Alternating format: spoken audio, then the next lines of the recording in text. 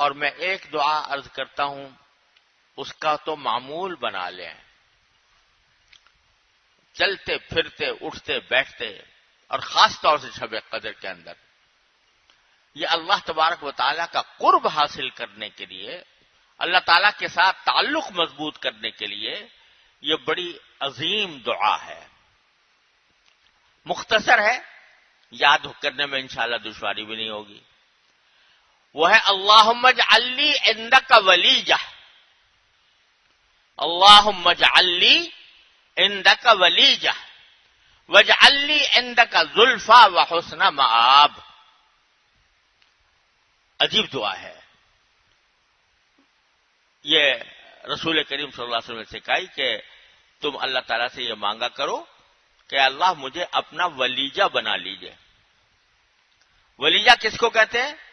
ولیجہ اس شخص کو کہتے ہیں جو کسی کے گھر میں جس کا کثرت سے آنا جانا ہو اور وہ اس کا رازدار بن گیا ہو اور اس کے گھر میں اس کا دخل بھی ہو، اس کو ولیجہ کہتے ہیں۔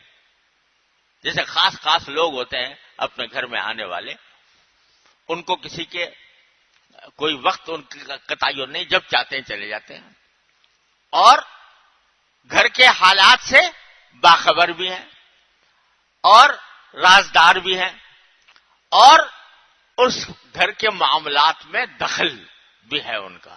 یہ ساری باتیں جب جمع ہو جاتی ہیں کسی شخص کے اندر تو اس کو کہتا ہے یہ میرا ولیجہ ہے، ولیجہ۔ تو حضور اقدس صلی اللہ علیہ وسلم نے یہ سکھایا کہ اللہ تعالیٰ سے مانگو کہ اللہ مجھے اپنا ولیجہ بنا لیجئے۔ کیا معنی؟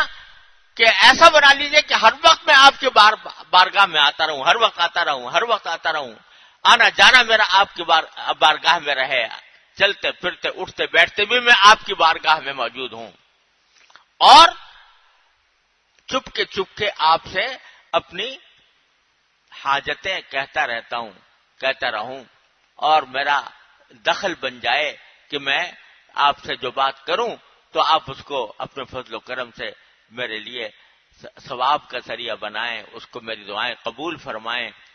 یہ ساری باتیں آ گئی اس میں۔ اللہم اجعل لی عندک ولیجہ واجعل لی عندک زلفی وحسن مآب۔ اے اللہ میرا اپنے ساتھ قرب مجھے عطا فرما دیجیے۔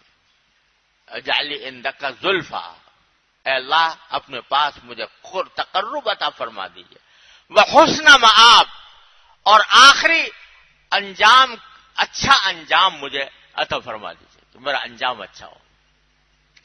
کیا خوبصورت دعا ہے، آدمی سوچ بھی نہیں سکتا اس کے جو کچھ نبی کریم صلی اللہ علیہ وسلم نے سکھا دیا۔ یہ چلتے پھرتے اس کو وظیفہ بنا لیں، اور خاص طور سے شب قدر کے اندر اپنے اردو میں جو بھی کہہ یا اللہ مجھے اپنا قرب عطا فرما دیجیے، اپنے خاص تعلق عطا فرما دیجیے، ہر وقت مجھے آپ کا دھیان رہے، ہر وقت مجھے آپ کا خیال رہے۔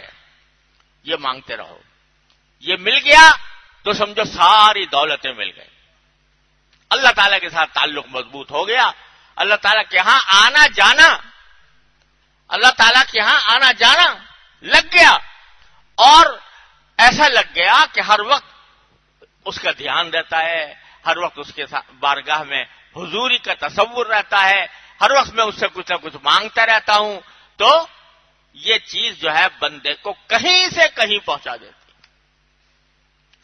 تو اللہ تبارک و تعالیٰ اپنے فضل و کرم سے اس طرح سے